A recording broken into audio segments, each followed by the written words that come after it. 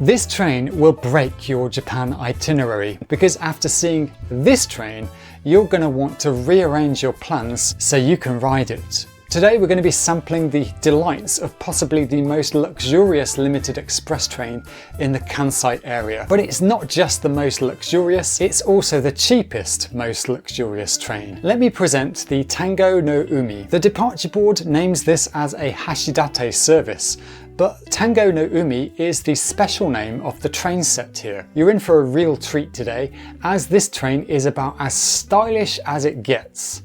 So let's get aboard. On the journey tonight, we're slated to make stops at Miyazu and Oe on the Kyoto Tango Railway before getting to Fukuchiyama and moving onto the JR line. Then there are stops in Ayabe, Sonobe, Kamioka and Nijo before arriving back in the ancient capital of Kyoto at 8:21. As I'm travelling in the evening, there isn't going to be much in the way of scenery, but if you want that, you can go and check out my previous video which documents my journey up. There are plenty of snowy landscapes, but the train itself is decidedly ordinary in comparison to this one. So about the Tango-no-umi. Immediately upon boarding, you'll notice that there's a heck of a lot of wood used in the interiors of this train. And this is real wood we're talking about, not that fake plastic rubbish you sometimes get that makes the experience feel cheap. The floors are made of oak and the wall panelling and ceilings use white birch, creating a bright glow for the interior. And when it comes to seats and fittings, it's all maple wood. And I'm assuming that includes the drop-down tables. You're probably used to seeing these in some sort of heavy-duty plastic, and having this wooden one was a very welcome change. As it's rounded and is obviously a bit heavier than usual, it felt quite special to get some work done on the go. Again, there's an additional smaller drinks tray that pops out that's good for stowing your drink if you don't want the full intrusion of the table. Though this one is made of grey plastic, so it's an abrupt interruption from the wall-to-wall wood. Of course, you can always just pop your drink on the holder in front of you. Now, continuing the wood theme, check out the polished wooden seat knobs. If you go for a walk along the train, as I'm about to do, then you'll appreciate the feel of these in your hands, as the ride does get quite jiggly in places. They're a lovely touch that adds a lot of warmth to your experience. The wooden decor runs from top to bottom in this train, though look carefully and the design changes as you go up. The floor, seats and walls run with a plain, polished look, but when you get up to the luggage shelf, there's a geometric design with small dark squares. And to round out the natural look of this cabin, we've even got Bambi blinds. If you've travelled in Japan before, you might be thinking now that you've seen some other trains that had wonderful wooden interiors, probably down south in the Kyushu area. Well, that's because the genius behind this train was Eiji Mitoka, the celebrated industrial designer. He's well known for coming up with the distinctive looks of quite a few luxurious sightseeing trains, such as the Yufuin no Mori and the 7-Stars in Kyushu. Mitoka loves to celebrate the local culture where his trains are going to operate, and one of his trademarks is the extensive use of wood and other natural materials in his designs. He's really gone to town here on the Tango-no-umi with the lattice work, motifs everywhere you look, and the generous complement of artwork on board. Actually, if you find a train uses a lot of wood in its interior or looks unusually elegant, there's a good chance it's one of Mitoka's. As we stop at one of the earlier stations, there's a chance to see two more of the Kyoto Tango Railway colour schemes on this double-header service. Run by Willow Trains, the Kyoto Tango Railway has some of the most stylish looking designs in the whole of the country, at least when it comes to the normal everyday commuter trains. If we fast forward to the end of today's journey, take a moment to admire the lavish beauty of this train's exterior. The combination of deep blue with gold trim gives it a classic look. When I see this train up close, it still surprises me, because I remember that this train is available for everyone to ride, not just super rich travellers. And while I've shown you the standout features around your seat, there's much more to appreciate back inside, so it's about time we took a look around the train.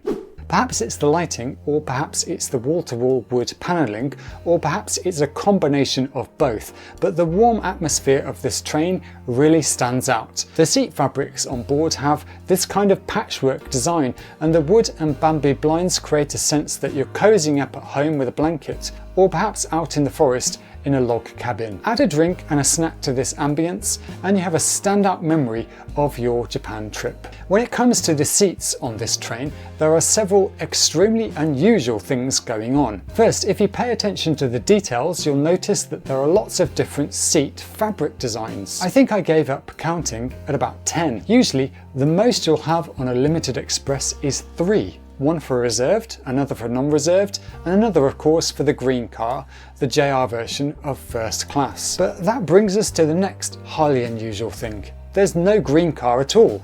In fact, there's only one class on the entire train because every seat is reserved. But if you look at the quality of the seats, that means that everyone is getting a premium experience. It's a bit like reserved seats on the Sakura Shinkansen. You get to ride in luxury just without the luxury price. Now let's get to the highlights.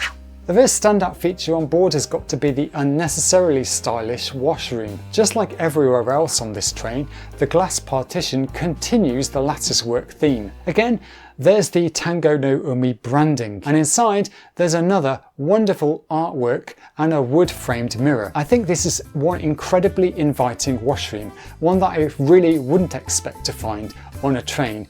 In fact, inviting and washroom aren't words I'd normally put together even when talking about trains in Japan. It definitely feels more inviting than ones you'd find on the Shinkansen, although strangely you can deposit your empty cans and bottles after washing your hands here. Though for the sake of full transparency, the toilets are, well, less elegant than the rest of the train. I don't get why, perhaps they ran out of wood. But not to worry because of the incredible #1 highlight, which is the free lounge area. I mean, look at this. It's straight up been lifted out of some 19th century French mansion, hasn't it? On other luxury sightseeing trains, you'd have to pay a lot extra to sit here, but on Tango-no-umi, it's absolutely free.